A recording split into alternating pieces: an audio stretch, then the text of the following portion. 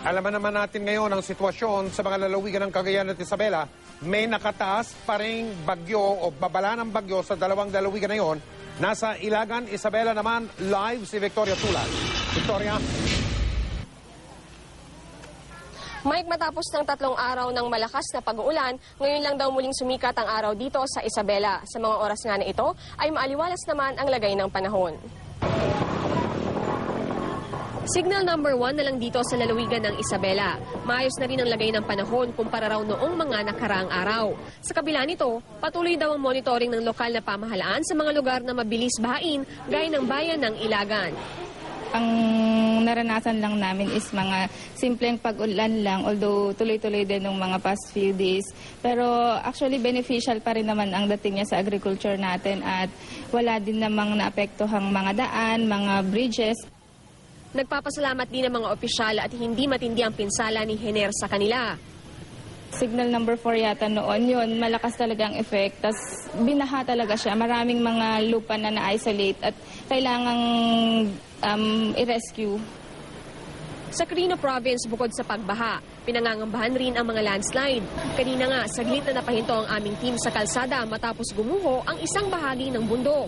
At dahil makipot ang kalsada, mga motorsiklo lang ang nakadadaan. At matapos ang halos 1 oras,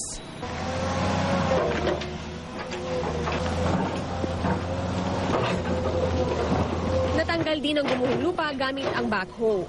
Pabugso-bugso naman pero malakas ang ulan sa Cagayan mula kagabi hanggang kaninang umaga. Dahil dito, bahagyang tumaas ang level ng tubig sa Cagayan River. Itinaas tuloy ng pamahalaan ang warning sa General Alert. Binaha naman ang mga palayan sa mga bayan ng Camalanyugan at Bugay, habang nasira naman ang mga pananim ng pakwan sa bayan ng Santa Ana. Tila di alintana ng ilang residente ito at nagtampisaw pa sila sa baha. Itong kalsada sa bayan ng Santa Teresita, binaha dahil sa umapaw na lawa. Tumirik itong tricycle nang lusungin ang baha. Ang mga mangingisda naman sa San Vicente, tumigil ng pumalaot dahil sa masamang panahon. Mike, sa kabila ng maayos na panahon dito sa Isabela, paniguro ng lokal na pamahalaan, naka-red alert pa rin sila sakaling bumuhos ang ulan. Mike? Victoria, hindi naman apektado na ngayon. Sa ngayon, sa mga sandaling ito, ang biyahe ng mga sasakyan tulad ng mga bus at mga truck na importante sa biyahe ng mga tao at mga kargamento. Victoria?